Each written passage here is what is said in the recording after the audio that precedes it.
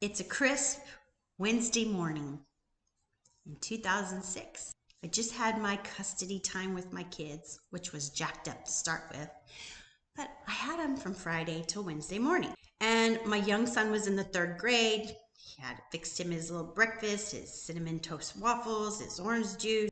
We're out the door, going to school.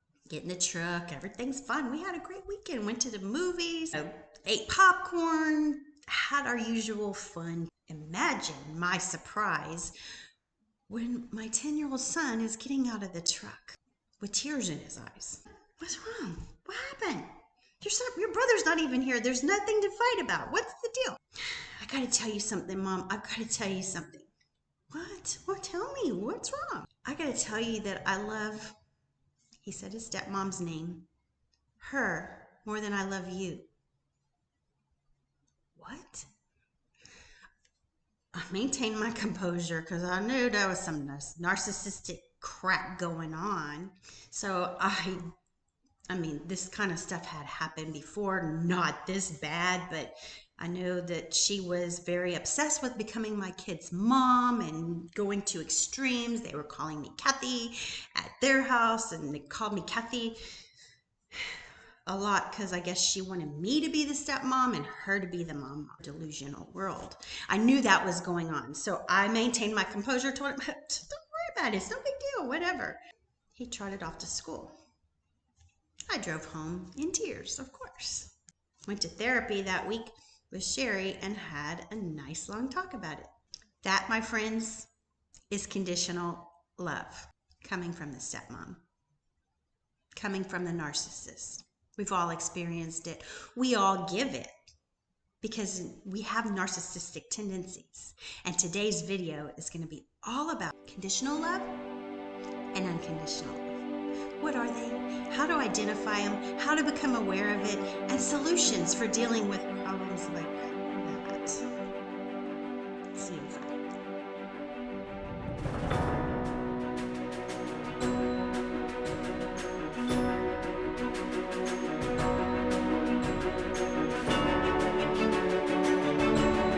Hey, Kathie Owen here. Welcome to my YouTube channel where I talk about transforming your life in magic fashion.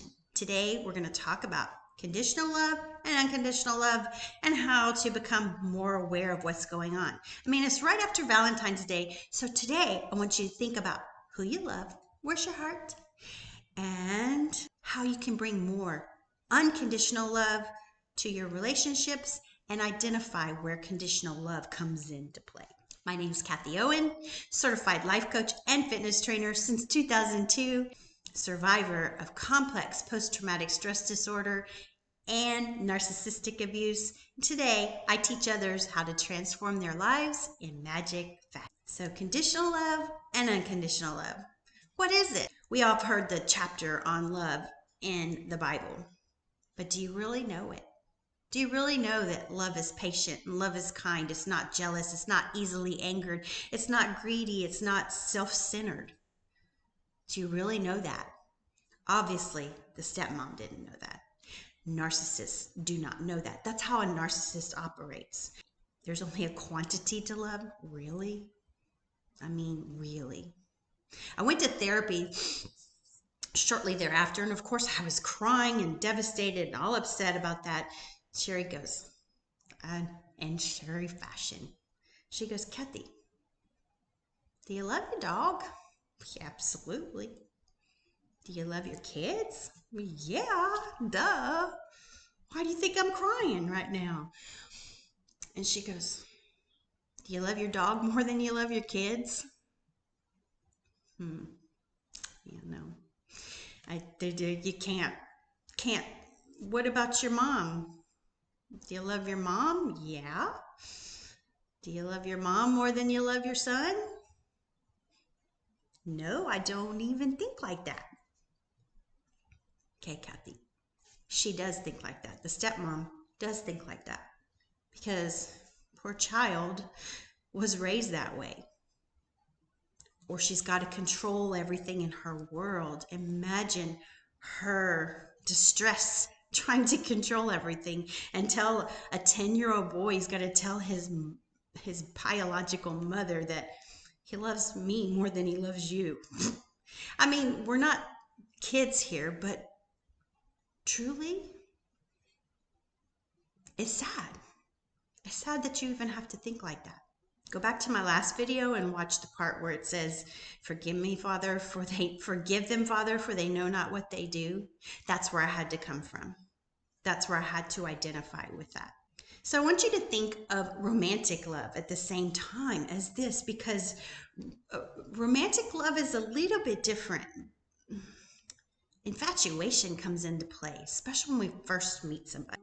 Sherry had this graph, and I'll put a picture of it right here, of how infatuation goes up the graph like this. And we immediately think in our minds that we unconditionally love this person because our brains go into this crazy thing about love.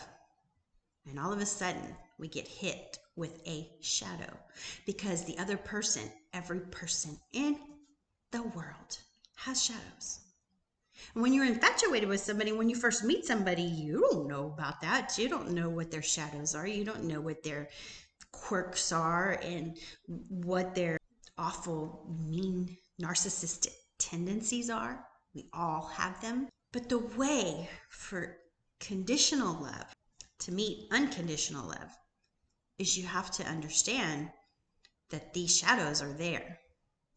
And you have to be patient and you have to wait, because unconditional love doesn't go right up like that. It doesn't trust that quick. It waits to discover where they're operating from. Conditional love or unconditional love. So let's talk about these two characteristics. And I love how Napoleon Hill puts it in his book, Laws of Success and Cosmic Habit Force. He describes unconditional love in this way.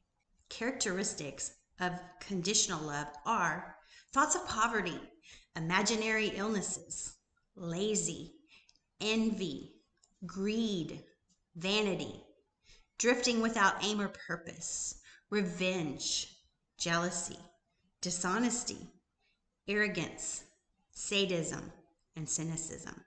All of those right there were in the stepmom's mentality. All of them were in the stepmom's mentality. Protective. You've got to remember to protect yourself and know what these qualities are. And if somebody starts possessing these qualities all the time, they are narcissistic. Can you live with those narcissistic tendencies? That's the question you need to ask yourself. But let's talk about unconditional love and where it comes from. Unconditional love is enthusiasm, controlled attention, going the extra mile, a pleasing personality, applied faith, maintaining sound physical and mental health, universal law, self-discipline, budgeting your time and money, personal initiative, and learning from defeat. Think about where you can apply those virtues when you're talking about love. You know, it's easy to unconditionally love your biological children. Very easy to do. But more importantly, you need to love yourself unconditionally. Because when you do and you apply these virtues in your life, you're not going to let conditional love take over you. You're not going to let conditional love be a response for you. So, in my response to my son, the next Friday he was with me. Of course, he had forgotten all about it and he was okay because he did what he was told to do. I told him, I said, you know, Cody, when you told me that, I told him what Sherry told me. I said, do you love your grandma like you love me? No. Do you love your friends at school like you love your dad? No. It's different. You can't quantify love. That's all. I don't know if he got it. I've talked to him about this as an adult. He gets it, but you know, he gets what happened, but damage was done. So how can we come up with solutions for this? Before we even go further, I want to tell you another story about a romantic love relationship. I'm friends with this couple. And they've been trying to break up for a year. They'd been broken up this time for 6 months. I thought it was over. Ran into the guy at a restaurant. And we start talking, and then he starts telling me about how she's texting him, and he's texting her, and he's going, yeah. He shows me his text, and he goes, I said, you tell her you love her? And he goes, well, yeah, she tells me she loves me. And I go, you're leading her on, because he doesn't want to get back together with her. At least that's my thought about it. And so I was with her a few weeks later, maybe not even that long. And she's going on and on and on about how much she loves him and how she wants it back. And he'd been treating her pretty bad. I mean, he'd been like standing her up for things, and she wanted him around. Both people were playing with conditional love on both of their aspects. You know, like I said in the beginning, that graph of infatuation and conditional love and unconditional love, their unconditional love never got up to where the infatuation was. And so they've always been living in conditional love, and we've all fallen victim to this. We've all fallen victim to this. If you're in any romantic relationship, we're going to fall victim to this, because the infatuation messes with our chemicals in our brain. Our egos take off. Both of them were enjoying the aspects of their ego. That's conditional love. If you really love somebody and they break up with you and they tell you it's over, I'm moving on, you go, okay, I hope you're happy. I want the best for you. I'll leave you alone. They ask for some solitude. I'll leave you alone. Don't stalk them. Don't be texting them. Definitely don't be telling them you love them if they're broken up with you, because subconsciously they pick up on that. Their egos pick up on all of this, and then it just pulls you into even more. So how do we fix this, Kathie? Because we've all been there. A romantic love, but with my son, I had to find unconditional love for him so that I wasn't even making him more of a victim. He's only freaking 10 years old. Don't take him down that road. I had to teach him unconditional love, whether he learned it consciously or sub. So what are some undesired outcomes of conditional love? First of all, your relationships are shallow. Really, really shallow. What's the quality of a relationship with a little boy that you got to tell him to tell his mother that you love her more than you love me? What's the quality of that? And furthermore, let's take it to this another extreme. Where does that come from with her? What kind of relationships has she had in her life that made her do that? That's poor thing. Because your relationship is so shallow that you've got to force a guy to be with you. That's not healthy. First of all, it's definitely not healthy. Second of all, it's not happy. Where's the happiness in that? That's shallow. Just remember that. I once heard a Chinese proverb says that happy is the man who expects nothing, for he's never disappointed. I get expectations are something that happens in life. But when you're dealing with love and infatuation and all of that, you've got to reduce your expectations. It said, expectations lead to disappointments. Look at where you're expecting somebody to quantify their love. Where are you expecting that? I'm going to have some solutions in just a minute. The third undesired outcome is possessiveness. It says in the Bible, love is not jealous. Napoleon Hill says envy and greed and all those ugly words. Well, what does that mean? What does that mean to you? Where are you telling somebody they have to be a certain way to be with you? How does that enhance them? How does that make them better? That's conditional love. It's not unconditional love. If it says in the Bible that love is not jealous, then you can't quantify love. You can't possess somebody. You can only possess yourself, and you're better off to do that. So, of course, I'm going to give you one of the solutions right here is going to be self-love and self-care. And the last undesired outcome will happen. If you're following along, you're kind of going to get this one, is a self-fulfilling prophecy. It happens. I'm going to get real vulnerable with you here. Married Kenny in the early 90s. And I had this thing about strippers. I was like, I can't stand strippers. You're not going to go to a strip club for your bachelor party. Da da da da. Found out years later, of course, that he did.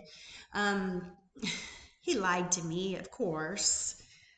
And the guy freaking loves strip clubs. I mean, I get it. What guy doesn't? But guess where he met his now wife, the mistress that was his secretary? Yeah, she was a stripper. Guess what Kathie did? She had a self-fulfilling prophecy going on. I was so obsessed with this, but that was my bad. I was possessive. I was jealous. I was not living in unconditional love because my whole world was conditional love in that marriage. That's what happens when you live with jealousy and greed and envy. You start to live a self-fulfilling prophecy. So what are the solutions? I bet you already know this, but solution number one is awareness. Become aware of conditional love and unconditional love. When you do that, you start to find things and find different aspects that will, just by watching this video, and I say this all the time, don't I? Awareness. Just by watching this video, you're becoming aware.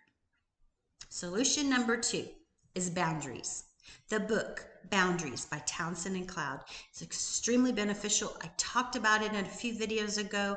I gave you some tips on where you could find some information on boundaries and listen to some of their YouTube videos by Townsend and Cloud. And also on the Instagrams, I did a whole week's thing on quotes on boundaries. To deal with a narcissist or a narcissistic tendency, the best thing you can do is have a boundary. That's the best self-care you can do for yourself and take care of yourself, because it's about you. You have to take care of you, especially in a relationship with a narcissist. Setting healthy boundaries. I'll have a link in the description below to the book on boundaries, as well as my Instagram, where you can follow me and go back and find the quotes on boundaries, or just research it. Look it up on YouTube. They have lots of great videos on that. Unconditionally love yourself first. That's number three. I can't stress to you how important this is. It's not selfish. It's very selfless when you do this. Because the craziest thing is, when you do that, others pick up on it subconsciously. It automatically emanates confidence, not insecurity, not jealousy. You're gonna love yourself enough that you ain't gonna be in that relationship. You ain't gonna tell a 10-year-old boy he's gotta love you more than he loves his real mom. Who the fuck does that? That's just not healthy. That means that person does not love themselves. If they're good, obviously, I didn't know this back when I was married to the man. Because if I loved myself, I wouldn't even be on that level. The levels of consciousness. I was in shame and doubt and fear. I was stuck down here in force. That's where you are when you don't love yourself unconditionally. How do you do that? All those virtues that I listed in the book Success, The Laws of Success by Napoleon Hill, all those virtues, I send them out once a week in an email. And if you want to subscribe, there's going to be a link in the description below that you can sign up for that. What that does is it builds a virtue of all of those. I go the extra mile. Enthusiasm is week one. Each week you get that in your inbox, and you get little quotes on the side, and you can journal on there and say how your day went or not, but you can also work on those virtues. Benjamin Franklin did these virtues 13 weeks at a time. He did it 3 times a year. And he said that each time he did it, he got better and better. And I totally agree. And I highly recommend doing this.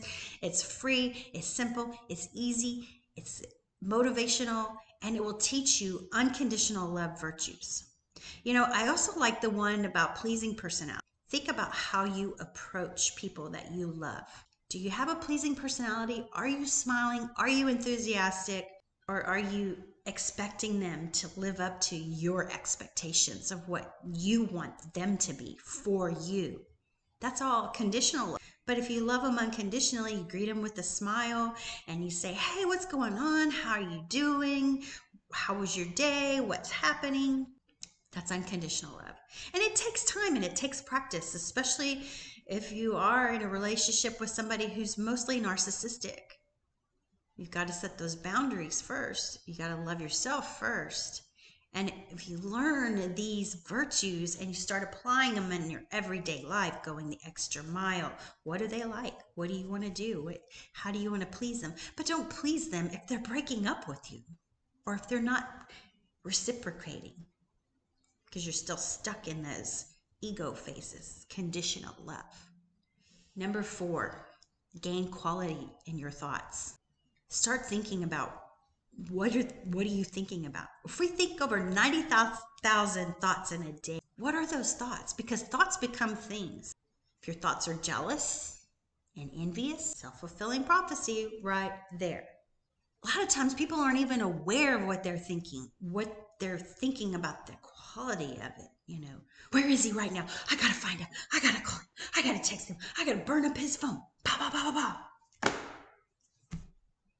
How's that helping you? That's just making you more anxious and nervous and scared. And trust me, that comes off to other people. And subconsciously, they pick up on it. And if they're a narcissist, don't worry. They pick up on it, I promise you, and then they take off with it. And when they take off with it, you're hell on wheels. Your husband marries a stripper. Just saying, it happened in real life. Last but not least, definitely not least, is a mental diet. Those 90,000 thoughts you think a day, are they 90,000 junk calorie thoughts? You wouldn't eat 90,000 calories of junk. Why are you thinking 90,000 calories of junk? Social media, one of the worst things, especially if you're going through a breakup, you go stalk them. You go see what they're doing. You go and, oh my God, he liked this picture right here. That's another girl. I know he's with her. I know he's hanging out with her. Don't waste your energy. Put yourself on a mental diet and start thinking thoughts that are high quality, that evolve around self-love, evolve around unconditional love, all those qualities, and watch your life transform in magic fashion. That's my video for today. I hope you liked it. If you did, be sure to give it a thumbs up, subscribe, leave a comment below. Love to hear from you. And until next time, I'll see you next time. Peace out and namaste.